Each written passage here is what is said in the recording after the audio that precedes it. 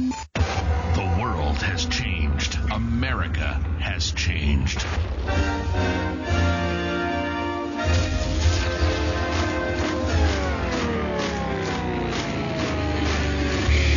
If something were to happen tomorrow, how self-sufficient would you be? Could you grow your own food? Could you sustain your own livestock? Could you survive?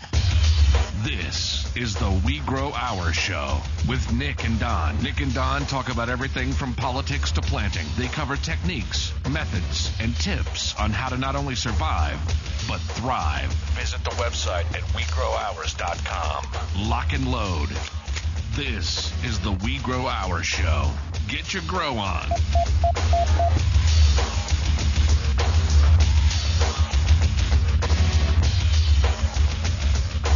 Welcome back to the WeGrowOurs show, where everything is fun and awesome. Everything is awesome. I just watched that stupid movie last night. Now I get why that song sticks in people's head. Ugh. But my nephews loved it, so anyway. Well, Don, how was your week? It was wonderful and busy. Wonderful and busy? Well, as soon as I can go to growing rabbits full time, that's what I'm going to do, and I'm going to quit that day job I got. I don't blame you, Nick. Ugh.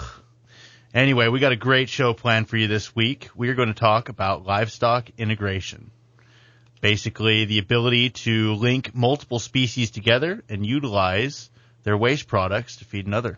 That's right. Now, rabbits, quail, aquaponics, the whole 9 yards. That's right. Now, I'm not saying we're going to force feed poop into another species. It just doesn't work out that way. Probably not a good idea. No, I wouldn't enjoy that. I mean, survival's one thing, but come on. Anyway, so let's see. What is the first thing to do with livestock integration?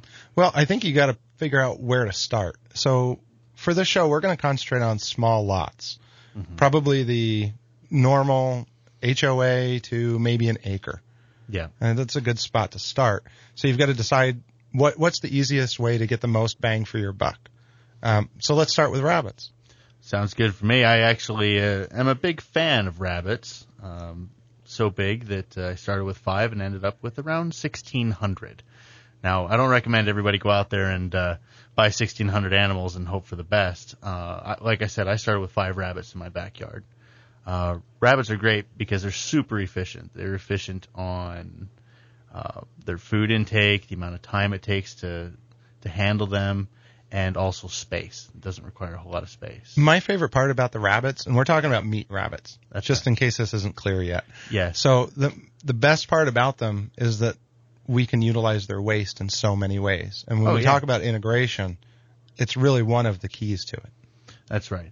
I would say that rabbits are the keystone to a good, efficient livestock integration setup. So if there's any militant vegans in the audience today and you'd like to discuss how wrong we are, we'll make you pay for it. But the number is 602-277-KFNX, which is 5369. Now I'm scared. Oh, come on. Yeah, Don just turned red. Like, oh, no, we're going to do battle in the air. No, I'll handle any of that. As a person that has taken the responsibility to grow my own food, I run into that a lot, that people think it's weird. It is weird. But the norm right now is stick your head in the sand and not know where your food's coming from. Yeah, rabbits are cute and fluffy. I'll grant you, and they're beautiful. They're cuddly. They're fun. Mm-hmm. But most people are out there eating chickens. I don't see a whole lot of difference. And you can go with other protein sources. Chickens are wonderful. Quail. Mm-hmm. Any other type of protein source is good too, but we want to add that protein source to the integration. Exactly. And for those of you that are in an HOA and a homeowners association, chickens are not the answer. You're going to get to know your neighbors real freaking quick if you go with chickens. When we started out, we tried that. We tried having chickens. And the ones we bought, they were asleep when we brought them home. They were very docile. It was nighttime. I'm like, all right, this is going to be easy. Next day, they were unclipped. They were clucking and making all kinds of noise, not crowing. They were all females, and they ended up in all of our neighbors' yards. So that's what's great about rabbits is they don't have wings, they don't crow, they don't stink, they don't make any noise except for when they're breeding, and even then it's not very loud. So they're the perfect urban livestock. From the rabbits, we'll talk about their efficiency real quick. They only require about 4 ounces of feed a day, which is by weight, not by volume. By volume, it's about 6 ounces. And that equates to about 7 cents worth of rabbit food per day. Around, $30 a year, in that range. You can raise rabbit for about 78 to 80 cents a pound live weight off of rabbit feed available in the stores. But we're going to talk a little bit about fodder, and fodder can be the answer to increased feed costs. Fodder is much cheaper than if you were to go in and buy commercially available feed. Yeah, now by fodder, what we're talking about is sprouting barley or other types of seeds. You can do wheat, black oil sunflower seeds. Black oil sunflower seeds. The idea is a seed in seed form is only about 25% digestible. That's the average. If you sprout it, it is now 80% digestible. If you sprout it for 6 days, it now weighs 6 times as much as what it started as. So you buy a bag of barley for, we'll call it $20. $20 bag of barley will end up feeding 600 servings of rabbit food if you go by 4 ounces a day. And that brings that cost from 70-something cents, 80 cents down quite dramatically. Below 20 cents a pound, actually, in some cases. But that's when you're getting the barley for $4 a bushel, $8 a bushel, in that range. So that's putting we're putting the food into the rabbits. Mm-hmm. What do we get out of the rabbits? Oh, lots and lots of meat. In fact, if you're familiar with cattle, and I love a good T-bone steak, don't get me wrong. You grew up in cattle country. That's right. Southwest Wisconsin's where I'm from, and we know our beef. And in fact, we did an episode on the origin of awesome, I believe was the title of it, right, which is what you chose. So you can go to WeGrowOurs.com and check out that if you want more history on Nick, and if you want to learn about cattle. That's right. We had my dad on the show, and so I said the origin of awesome because I credit a lot of what I've learned to him. But anyway, cattle, for every pound of beef that you produce, it requires 9 pounds of feed. You give me 9 pounds of feed, I can produce 6 pounds of rabbit. So it's much more efficient than cattle. And off of the rabbits, you're getting, let's see, what's the rabbit math here? One breeding female will produce 8 kindles per year. And each kindle it's a litter. You can count on about 8 babies per kindle, 8 kits per kindle. That's 64 babies per year. And if you butcher them at 5 pounds, that's 320 pounds of live rabbit per year per breeding female. Now, just a lot of meat. It is. It's funny because the survival amount of protein that you need is 75 grams a day, right? Right. Right around there, and that's 45 pounds of protein per year that you need. Pure protein. Rabbits are 21% protein, so dress weight on 320 pounds of rabbit meat will end up being 215 pounds of dressed carcass. That's what you put in the freezer. Exactly. Which is exactly 45 pounds. So nature's done the math for us. Exactly. Now, I know the first question people are going to say is, well, if I only eat rabbit, I'm going to starve and get protein poisoning or rabbit starvation. Now, address that real quick. If you eat nothing but anything, if you just pick one thing to eat, you're going to have some serious problems. Our kidneys aren't meant to handle super high protein, so you need to cut it with a balanced diet. McDonald's? Or is that not balanced? No. That'll balance you out on the fat side of it, but no, I'm pretty balanced on that side already. Yeah, look, I'm stable. Most of my weight's right there in the middle, so I'm okay there. Just kidding. Anyway, so go ahead. Along with what comes out, meat, what else comes out? Let's talk about the waste and how we can integrate that into the rest of the systems to continue moving forward. All right. Well, just a quick side note. Rabbit manure, the reason I got into rabbits originally, yes, I know I could eat them. I used to hunt them as a kid. But I got into rabbits because they would pelletize unorganized biomass. That means that they poop perfect little Cocoa Puffs It's a size that you can plan on. Now, why would I want pelletized biomass? Well, I happen to be a pyro. We'll give it the official title of biofuels hobbyist. And that's what got me on to the show Doomsday Preppers. I actually made a flamethrower that ran on rabbit manure. So you got to check that out. I think it's still on my website. I don't know. There's at least pictures of it. It's hostlehair.com. That's right. So you get this nice little round cocoa puff of a rabbit poop that's easy to move around. The source of fuel I was looking at back then was gasification. It's basically where you heat up biomass with a little bit of fire. You light a little bit of the biomass on fire. You starve it of oxygen, and it produces a fuel-rich smoke. So we'll talk a little bit more about that afterwards. Why don't we recap on what we've gone over? So rabbits, good source of meat. Excellent. We can feed them with fodder. Mm-hmm. Get that meat down to 80 cents with pellets and 20 cents, 25 cents. Per pound. Of undressed or dressed? Dressed. Okay. That's pretty good. Heck yeah. And the manure is very useful, and we'll talk a little bit more about that when we come back. Yeah, when we come back, let's talk about the rabbit waste and what we can do with that, how we can add it to the other systems to really get this integration system going.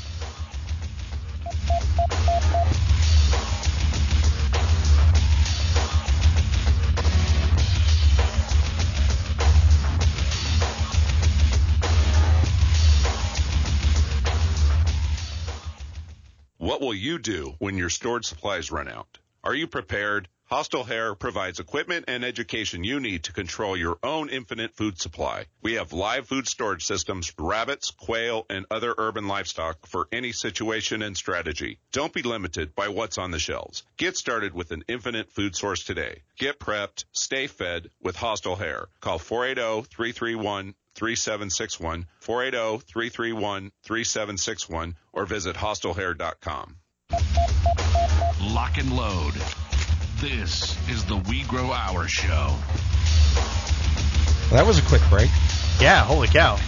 I need to fill it out with a bunch of sponsors so I can actually take a breather. That's right. So if you have questions along the way, you can go to WeGrowOurs.com/askus. You can actually record your questions, and when we do the shows, we bring them right on and answer them. We'll make you famous. I don't know if I go that far. Well, I mean, as soon as I'm famous, I'll make you famous, whatever that is.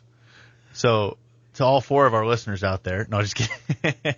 So we already talked about the rabbits a little bit. Let's talk about the waste and where we can put that and what we can do with it. All right. So we already talked a little bit about biofuel. In this episode, we're not going to touch on a lot of that. Just know that that's what got me into it.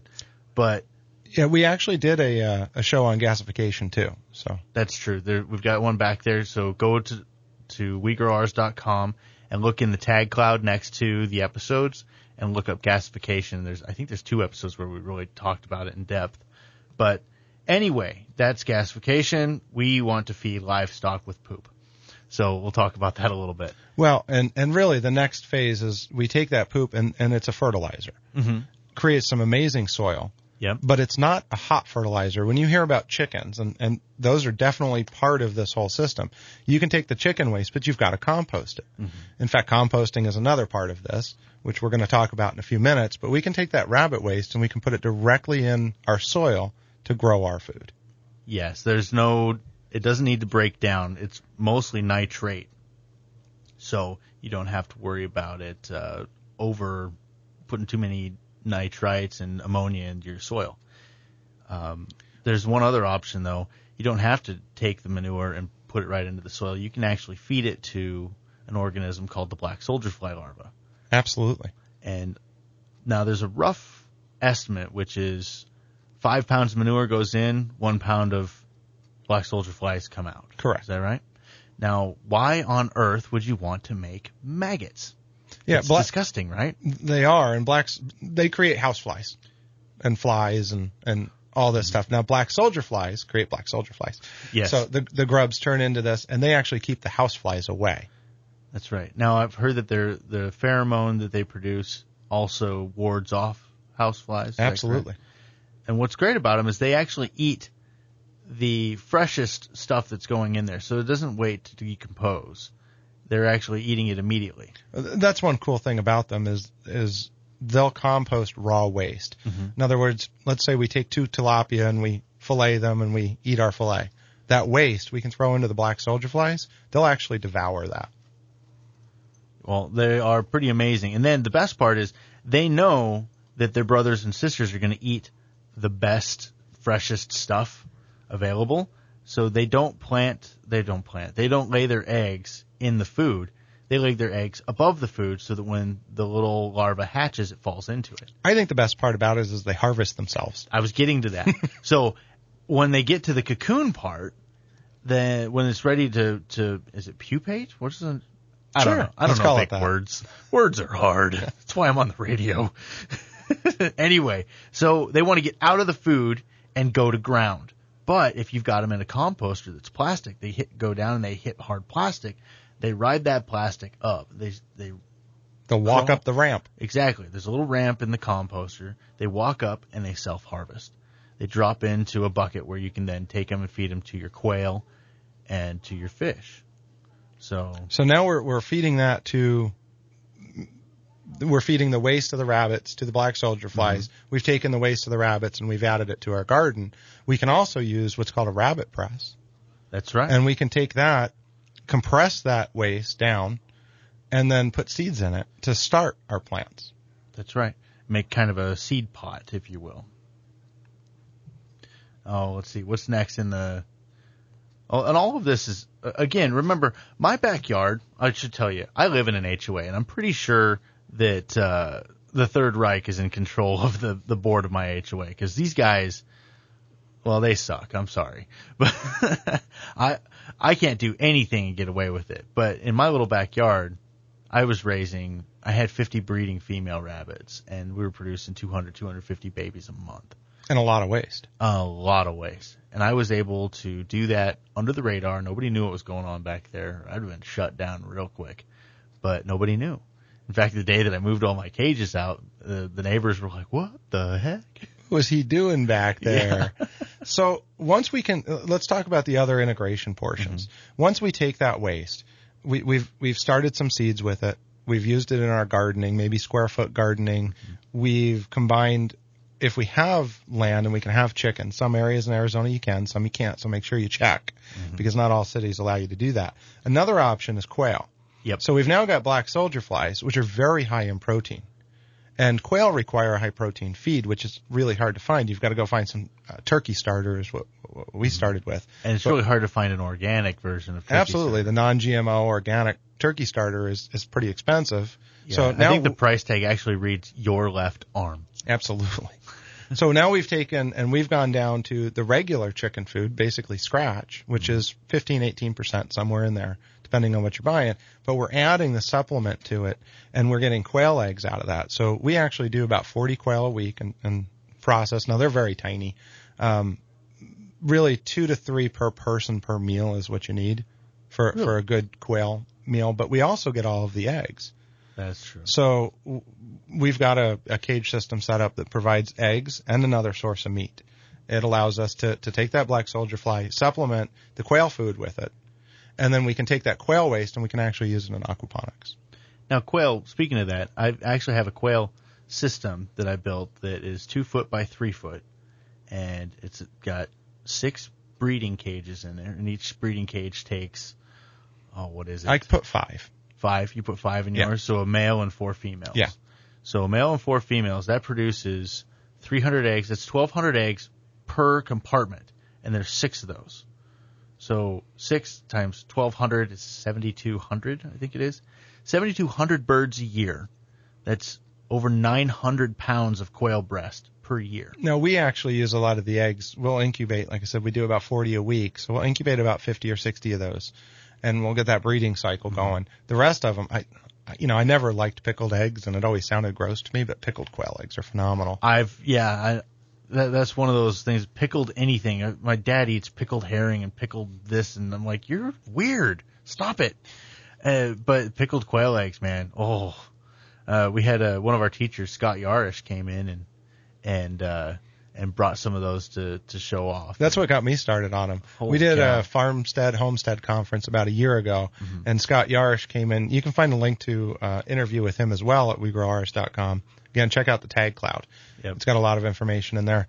And he brought in pickled quail eggs. I was like, oh, I'm sold. I'm done. I've got to make these every day. They're so good. And my kids actually love them too. Yeah, and it's like a no process deal. You throw those, you hard boil them and throw them on a salad. Absolutely. And I don't even eat salad. I mean, I'd be more eggs than lettuce in that thing. But that's also because I'm a fat guy. And if you're into gourmet cooking, there's nothing better than taking your meat and putting a little quail egg on top of it. You're all giddy over there, man. See, we enjoy food way too much to be talking about healthy stuff. So we've got our protein sources. We've talked about rabbit and quail, and again, chickens. Now, chickens, you can't take their waste and put it directly in your garden. You want to compost that. That's right. Now, I've actually got a little bit of extra land than compared to what you do. I've got about 1.25 acres. Oh yeah, and show off. Measure it out. We've got the goats. We've got chickens. We've done turkeys and ducks. So we kind of do that whole thing. But our primary food source for vegetables comes from either a square foot garden or an aquaponics system. Mm-hmm. So if you balance things right, you can actually take those quails and put them right over top of your aquaponics system. That's right. Now, if anybody's not familiar with aquaponics, what we're doing is we're using fish to grow food. So we're going to discuss that in a few minutes, I think. All right. Well, maybe give us so you're saying put the quail right over top of the fish tank, right? Absolutely. So how does that affect the fish? Well, you're not actually having the fish eat the waste of the quail. That's part of it. They will help clean that up. And you can even use a catfish to go in there. But the quail are some of the messiest eaters I've ever seen. This is true. They will dig their food. They will throw it all over the place. And I'd say for every pound of food we give them, they get like 2 ounces. I mean, these things are messy little eaters. So what we've done is by putting the quail over, and you don't want to go, it depends on your amount of water you have and the size of the systems, but by putting a few quail over top of your aquaponics, you can actually feed them, and they will throw that food down, and the fish will come up and eat that. So then we take that fish waste, and now we're starting to grow our vegetables with it. Now the common fish is tilapia, right, in the aquaponics system? Yeah, I like tilapia in Arizona the most. Okay. Now, what percentage of protein do you want to be feeding the tilapia? Very high. Very high. Again, just like quail, you want around 30% if you can. Really? So the quail's diet, since they're tossing it all over the place, is actually going to be right in line with what the fish should be eating. Absolutely. So you're actually that's a symbiotic relationship if I've ever seen one. Yeah, you can get organic tilapia food and fish food, really high in protein. A lot of it is fish meal and other things. But when you can take and put those black soldier flies with them, as they drop in, that waste drops down into the tank, the fish will come up and eat that. Okay. So I guess at that point you just have to worry about how much filtration you have. And that's one of the things I've always pushed in aquaponics. I've been doing aquaponics now for over 10 years. Filtration is one of the keys to the system. There's really 2 things you have to worry about in aquaponics. It's filtration or dilution. You have to have one of those. Either you dilute it enough, which means a lot of water, or you filter out that water. Now that part of that filtration process is with media beds, which means you can use stone. Again, I think we should go back to probably a basics of what is aquaponics. Yeah. And that's using fish waste to grow food and using the water to create they take that fish waste, that ammonia, and they turn it into plant food. Okay. We use, generally in backyard and small systems, we use media beds in order to filter that out, which allows that bacteria growth, which then feeds everything. I see. So let's do a quick recap of what we went over. This is the WeGrowOurs show on Independent Talk, 1100 KFNX, and we're talking about livestock integration, which is basically following the cycle of making everything work together and getting to a net, what we call a net zero. Yeah, net zero is the goal. Basically, a system where it doesn't need nutrition until you pull nutrition out of it. That's fair enough, right? Absolutely. Okay. So that's with rabbits, rabbit waste going to the black soldier fly larva, producing food for the quail. Also alongside of that, growing barley fodder, wheat fodder to feed the rabbits and to feed the quail as well. I was going to ask, did you try feeding your quail any any fodder, or did you stick with the conventional stuff? We use our fodder mostly to feed to the chickens and to the goats and the rabbits. Okay. The goats have got to love that. The goats love fodder, okay. yeah. And it's a phenomenal thing because you're really feeding a nice, fresh, product to them. So nice. Well, I really wish I had more room. I'd have some goats in there for sure. And, by the way, fodder systems are available at hostlehair.com. We'll just throw that to the little plug in there. So go to hostlehair.com, check out the fodder systems. It is under the fodder tag, or whatever that is. What is it? The tab. That's it. The tab. So when we get back, we will be covering a little bit more about livestock integration.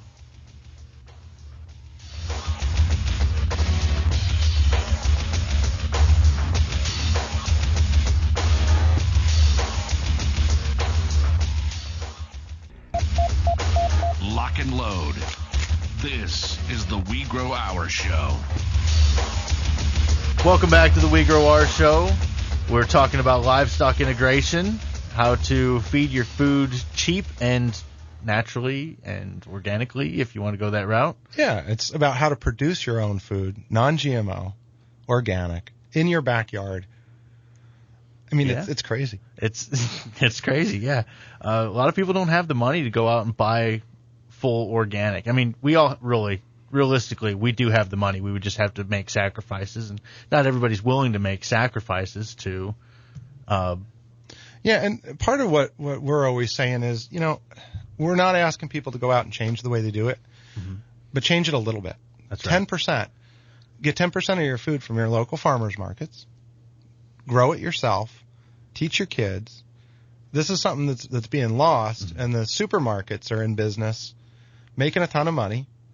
And people are forgetting how to farm and how to produce their own food. And you respect food a lot more when you grow it yourself. That's right. Now we're going to take a call from Tiffany in Phoenix and see what she has to say. How's it going, Tiffany? Welcome to the WeGrowOurs show. Great, thanks. I'm loving your show. I have a quick question for you. Once we get this system set up with the quail and the rabbits and the tilapia, how long is it going to take for it to actually produce something that we can eat? That's a great question. I'm gonna drop back and let Don answer this one. He's the aquaponics specialist here. Well, if we're doing an integrated system like that, the quail are probably what's going to produce first. Aquaponics, once you get it set up, it has to go through what's called a cycling process.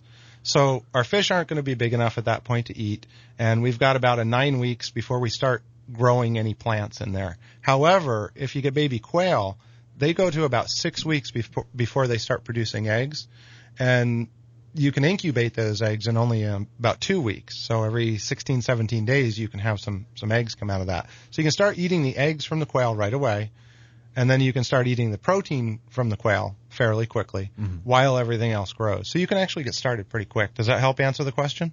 It does. What breed of quail do you recommend? That's a matter of preference, but the most popular is Quaternics, the Japanese quail. And I don't know if I'm saying it correctly, but they named it after the sound that the male quail makes. And it's supposed to sound like Quaternics, like an onomatopoeia, but I don't know. I haven't made that distinction there. Yeah, quail are fairly quiet. However, they do make a sound. So your neighbors may come knocking at your door saying, "What is that weird sound we keep hearing?"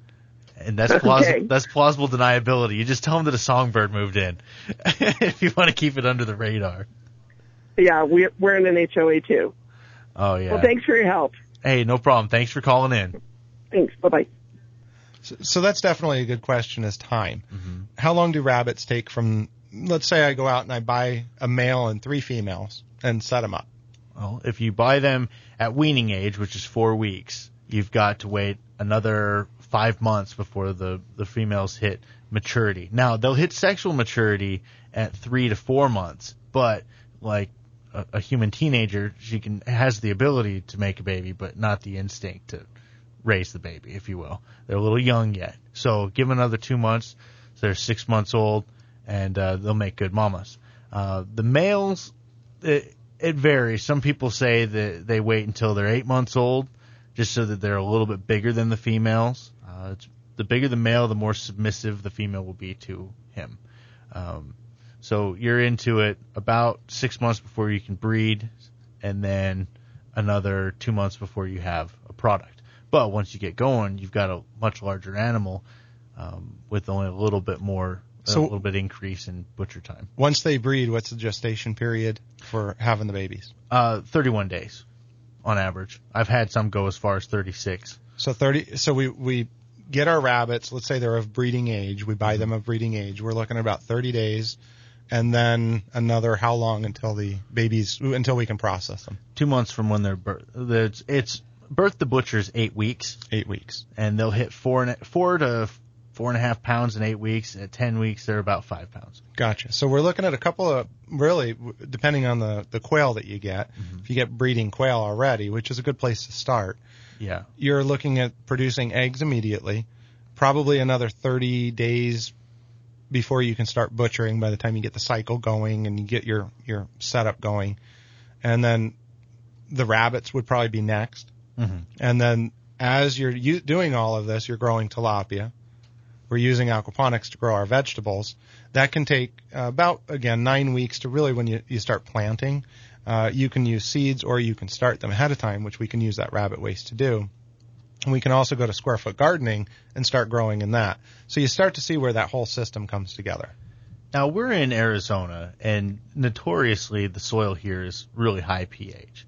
And for those of you that are going to do the square foot gardening, do yourself a favor, check the soil, check what the pH is, and plan accordingly, because you might need to bring that down a lot. Well, and what we've done is taken and gone to raised beds for most of our clients that we do aquaponics with. Mm-hmm. We'll also do some raised beds or some wicking beds, but generally with the raised beds, we say go out and get wood chips or mulch.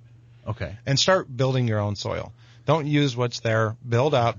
Add those wood chips. If you've got, even if you're in an HOA, there's a good chance there's some type of farm near you. Yep. Go down to the farm if it's a horse farm, or you drive around and find some goats sitting there and say, hey, can I come clean up and start taking your waste? They're going to, half the time they put it in a dumpster. They don't care. Yeah. Find the local landscapers who are mulching all this stuff. There's a ton of resources out there that you can get for free to start building that soil. And let's not forget the waste that we produce at home. Oh, yeah. You're talking about human manure?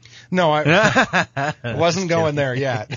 No. You're talking about banana peels and the stuff that you're not eating on the kitchen table. Absolutely. All the waste that's produced, anything or basically that you can eat at home, shouldn't be going in the garbage. Yeah. That's for other things. You can call it organic material. People don't understand. Organic doesn't mean that it's pesticide free and all that stuff. Organic means that it's going to break down because it's hydrogen carbon based. Absolutely. A good place to start at most people's houses is a lot of people are coffee drinkers. That's true. You can take and buy the good recyclable filters. Mm-hmm. You take that out of your coffee machine, you throw it in your garden, or you throw it in your composter. And now you're starting to create that really nice, rich soil. And as I understand it, the bacteria love that. Absolutely. And there's a lot of types of composting. Again, you can go to the website and look up some episodes we've done on composting, whether it's a Bokashi composting or traditional composting where you're taking your waste and turning it. And you can even go down to the local, Lowe's, Home Depot, hardware stores, and you can find composters that you can spin and turn. And along with that, a lot of times that's where the black soldier flies will start to come from. As you get a nice, good compost going and you get that waste going and everything's working the way it's supposed to, that'll actually attract the black soldier flies, which chase away the house flies. So that's your starter colony. That's well said. Oh my gosh, I was going to ask you something. Good thing we're live and I can't say, oh, just wait a second there, Don, while I remember what I was going to ask you. Black soldier fly larva. Oh, to talk about that, one of the great things about the black soldier fly larva is common houseflies lay their eggs right in the food. Yeah, because they're not actually eating the waste. They're eating the byproduct of the waste. That's right. They're eating the bacteria, if I'm not right. Yeah, whatever's breaking that down, versus a black soldier fly who's actually going in and devouring the waste itself. So, again, let's go back to that. You have an aquaponics system, or you go out and get some fish, some fresh salmon or something from the grocery store. You take those bones and that waste and throw it into the black soldier flies. If you were just going to compost it, you'd expect that to really smell in probably 3 days. with black soldier flies, it's gone in 24 hours. They're actually eating it. There's no smell to them. And in fact, the smell they produce is not a very bad smell. It's a kind of a sweet smell, I guess is the best way to describe it. And that really will vary depending on what you're feeding them. We don't want to feed them only rabbit manure. We want to supplement with that. You want to give your grubs a nice balanced diet. Yeah, we've actually found, I don't do a whole lot of composting because we do black soldier flies and we just don't have much waste after that. What we do have and kind of the solid waste that they produce actually goes into a worm bin. Yeah, where we'll worm colonies. Earthworm colony, and along with the rabbit waste and some other things. So we're not doing a whole lot of composting, but it's a really good way to start. It's a good way, even if it's on a small scale. You go back and look at like Bokashi, which is Morgan, the Bokashi Evolution. Yes. All right. So a local supplier of Bokashi, and you can actually do that inside your house. You can start with a 5-gallon bucket. It doesn't smell. A closed 5-gallon bucket. So there's no. If you're smelling it, that means you're losing the ability to compost with the Bokashi. Right. So you close it up, and if there's, oh gosh, I can't remember what she said. Go to the tag cloud on the website, WeGrowOurs.com. There's a tag cloud, and composting is one of them. Yeah, listen to the episode. Exactly. Listen to the episode. She'll tell you a lot more about it. One of the quotes that I really liked. This is what I was going to say earlier. We had Will Allen on, and he used a phrase with composting that I loved. He didn't say, "Oh, you accumulate compost, or you compost anything." He says, "You grow compost. You grow your own soil." That's recognizing the soil as a living organism, and that is cool. When you're in the desert, the soil looks pretty much dead, and in most cases it is. Right. But you can cultivate that and make it alive. So I think that composting is really probably one of the best places to start, even if you're in an HOA or on a balcony, because you can use that and go to pots and grow your food in there, maybe 1 or 2 little rabbits. You've got your protein, the quail along with that. So even you can imagine, even in an apartment with a small little balcony, what you can grow, and you can even create a small aquaponics system. So you don't need a lot of area to start producing food. You may not produce enough food for, a family of 12, but you probably supplement your salads for, the year. Yep. Well, and in my, in my backyard, I did the math on it, and every 36 square feet, I could grow 5,700 pounds of rabbit a year. So, you're not limited. In fact, I've got a guy in downtown Phoenix that is growing around 1,200 pounds of rabbit a year in his 800 square foot apartment. Yeah, and that's just the meat. That's right. Now imagine what you can do when you start taking that waste and growing other foods. Out here you can grow kale and spinaches, and those are fast growing things. We do a lot of broccoli and just all sorts of tomatoes and everything else. So by getting a system that works together and integrating everything, you're taking the waste and you don't have any. It's a lot of fun too. That's right. Now, when we get back, we'll talk a little bit more about the ducks and a couple other options when you're in an HOA. Absolutely.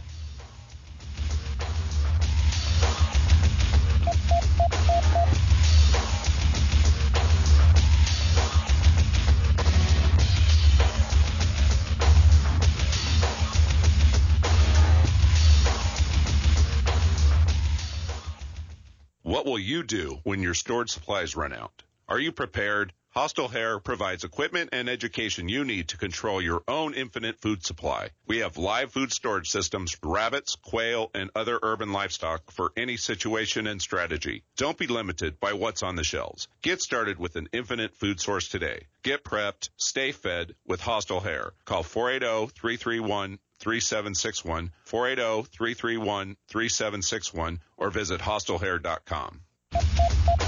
Lock and load. This is the WeGrowOurs show. Man, those 30 seconds go quick. I'm going to record a longer commercial. Or we need more, whatever. Yeah, I think we need more sponsors. Yeah. Hint, hint, hint. Yeah, anybody out there want to sponsor our show? It'd be nice. Anyway, this is the WeGrowOurs show, and we're talking about livestock integration. That's using rabbits, quail, and fish linked together in systems basically recycle nutrition And really, we're going for a net zero system. Yeah, and the fodder along with that. So let's talk a little bit about, if you have a little bit of land, what else can you do? Well, you can always go out and conventionally buy a big Angus steer and turn it loose on your property. Yeah, we're in Arizona. That's pretty tough. We don't have a lot of grazing land out here. Well, if you got a nice irrigated spot and you can afford that. But the reality is you'd be better off doing rabbit tractors, I think. Yeah, we stick with micro livestock for the most part where we are. We only have, like I said, 1.25 acres, so it's not a ton, but it gives us the room for the goats. Didn't you just buy a horse? No, we actually were granted a horse. Granted a horse? Yes, given a horse. Oh, like yeah. What does that mean? Granted Inherited. A horse? That's what I was looking for. Okay. Inherited a horse. You inherited a horse. Yeah, but that's not really anything to do I'm with sorry, livestock. if you can sense it, I'm a little jealous of the property that Don's running over there. You can come over and ride anytime you want. Yeah, you're only 75 miles away from my house. Well, sure, and why not? Last time Nick came over to my house, he filmed Doomsday Prepper, and he left a big bucket of crap in my backyard. And I think we're allowed to say that, right? Yeah, and I hope so. A metal gasifier in my front yard, and they're still sitting there. So you really should come over and see the horse, Hint. Yeah, I'll drive up there in the Civics, and you can't put anything in the back. So we actually, though, we do use that horse waste. We've started to. We've only had them a few weeks now, but that's going to go into our plan as well. I don't want to fill up the dumpster. What I want to do is take that and again, start growing soil. Along with the goats, we have their waste, and we use shavings for that. We have about 30 chickens. We use the shavings in their chicken pen as well. And the coop, that's the word I was looking for. That's the Couldn't one. remember. I'm not good with words either. Oh, gosh. So, all of that comes down and gets broken down, and that's more of the type of composting that we're doing. We're using that type of waste. And then if you can throw a banana peel in there every once in a while. Now, I wanted to ask you, I know just enough of aquaponics that I could carry on a decent conversation. But one of the things that has always intrigued me is the mixing of aquaponics with a soil system in your wicking beds. Yes. And could you take a minute and just explain what a wicking bed is? So a wicking bed is taking soil, generally a couple inches of soil. Mm-hmm. Underneath that, you'll have, let's say, some hay or straw to keep that soil up. And then we use rocks like rose stone or even river rock. Mm-hmm. And larger stuff, and we put it on a bottom. So it's in a container. Generally, we use the same type of things as we do for grow beds, so about 12 inches. We get about 8 inches of soil, and then some rocks in there. Now, there's some, in the aquaponics industry, there's some debate on this. What we found is I believe in filtering. I always have. So I believe that you need to use filtering, not just media beds, but actual filtering. So like what we do, a swirl filter, a radial flow filter, other types of filters, even a pond filter. We take that waste that water that's filled with waste out of the filters, and we put it into the wicking bed, and we actually have a pipe sticking up that runs along the middle and the bottom of that wicking bed. By adding the water to that, we can fill it up, and we put a little drain hole on the other side, so once it hits maybe 2 inches, we know that it's already full. Mm-hmm. Water comes out. So we're not actually running a closed loop system with that, which is aquaponics is generally a closed loop, 1 or 2 closed loop systems, but we're taking the waste and putting it in there that's filled with nutrition, and then the soil and the straw will actually pull and wick the water up to the top. Okay. So it's more of like charging a soiled system then. Yeah, and I think, we're growing the root vegetables in that because traditionally aquaponics, you can grow pretty much anything. Mm-hmm. But it's really tough sometimes to do the root vegetables. Don't they grab your media and stuff? Yeah, they can grab your media and they just don't come out right. They'll come out short or they'll come out really fat or, they'll grow all over the place. What's wrong with that? What's wrong with that, Don? Huh? Nothing. Okay. Well, there. So we do the potatoes and carrots and onions and chives and all of those types of root vegetables are really good in the wicking bed. Okay. That's something I want to play with. I've got so many ideas.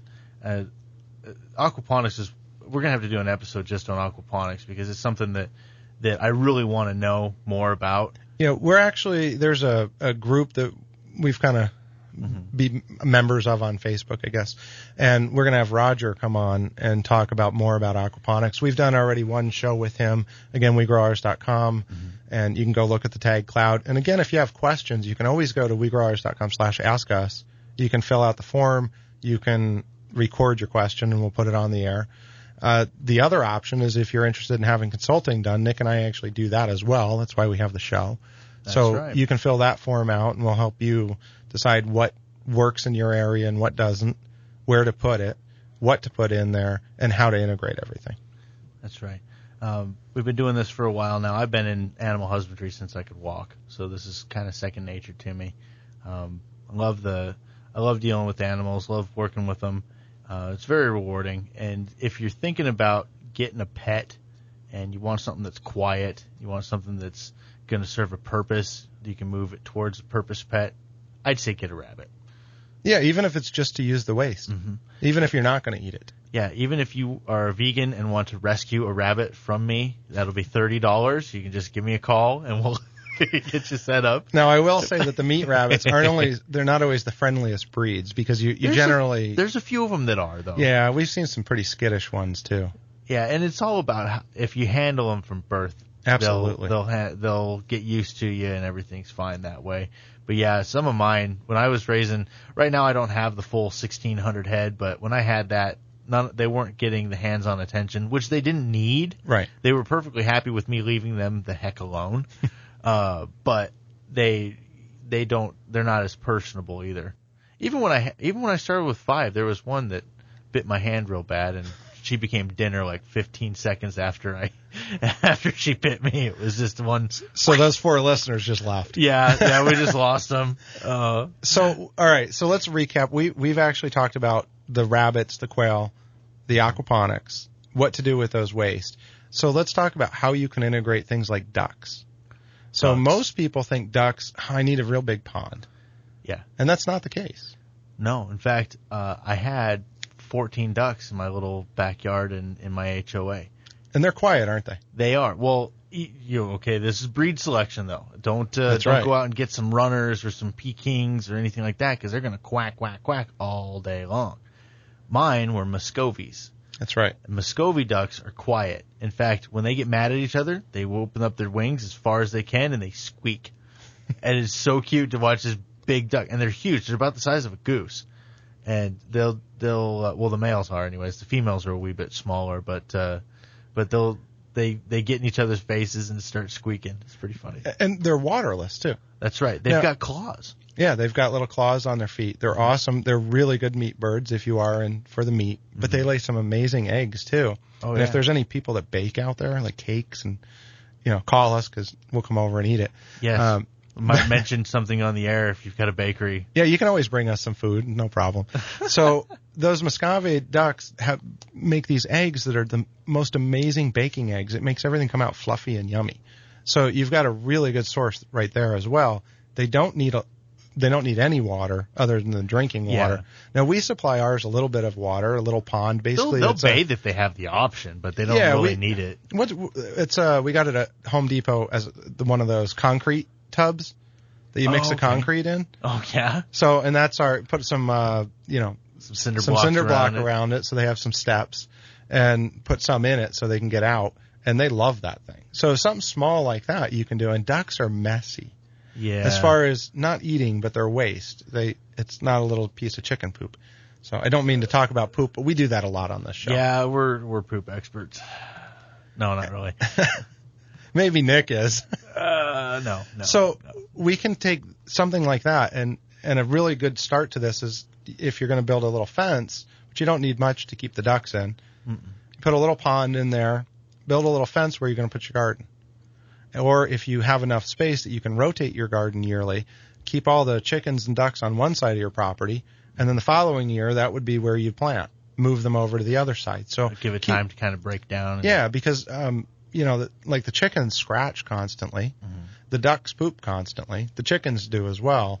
So now, as far as rotating your livestock back and forth, if you do have goats or you can do that, it's a good idea to keep them in one spot, one side, then move them the next year, and you're going to condition your soil year after year after year.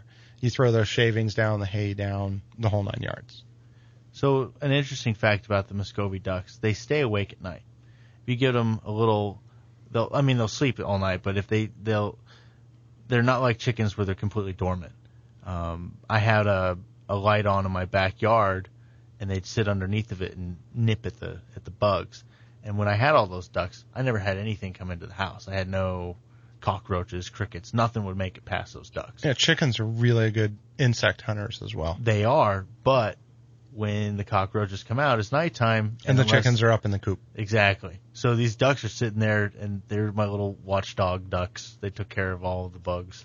You know, speaking of taking care of bugs, so the chickens take care of the daytime and the ducks take care of nighttime. If you have the room and you can do it, if you've got ants, you take your quail, your Cotornic quail, and you put the cage out, not direct sun, obviously, but put it out where the ant hills are. They love the ants. Oh, man, that sounds like They're the fun. only ones that we found so far that will eat ants. Oh, wow. The chickens don't. I'll have to design a cage system that you can drag over ant hills. Yeah, a quail tractor. Yeah, I like it. We'll announce that on the next show.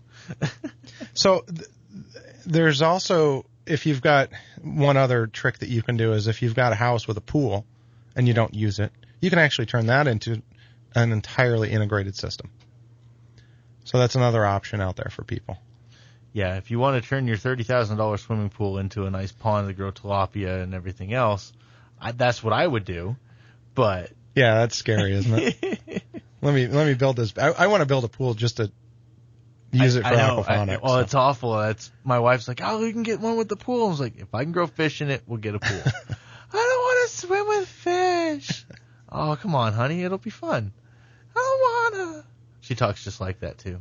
Oh, before I forget, we were talking about black soldier flies, and I know I'm going back already, but we have that video on black soldier flies on our website of 2 full trout, one cooked, one uncooked, being put in with a colony, about 5,000 black soldier flies.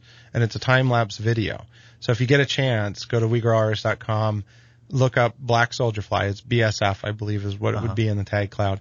And you can actually see that video. And I'll try and post it again this week as well. And if you go to Facebook.com/WeGrowOurs, you can, I'll go ahead and post it there. And then we're also on Twitter at Twitter.com/WeGrowOurs or at WeGrowOurs. Oh, look at you, all twittering and Facebooking and stuff. Technology's beyond me. No, just kidding. So yeah, that's we do a quick recap here. You start with barley or wheat seeds. You grow fodder. You feed them to rabbits. The rabbits poop. You give that to the black soldier fly larva. The black soldier fly larva are then fed to quail and to fish in an aquaponics system. And the quail can also be fed barley to up their feed amount. The fish and quail manure go through the system and produce, basically the manure produces food for the plants that are growing in the aquaponics system. Mm-hmm. And then after that, what's the next step? You're done. Eat. That's it. You eat. That's the best. Well, we plan on having more episodes like this about rabbits, quail, fish, maybe a little bit more in depth on each subject. In fact, next Sunday we have Greg and Kari on the show talking about a summit coming up. So it's the GrowPhx Food Summit. Yep. And they're going to teach you, if you have a little area or a big area, how to go out and do this in your own property. So check that out next week on Sunday from 1 to 2. Well, thank you, folks, for joining the WeGrowOurs show. We'll catch you next week. So long.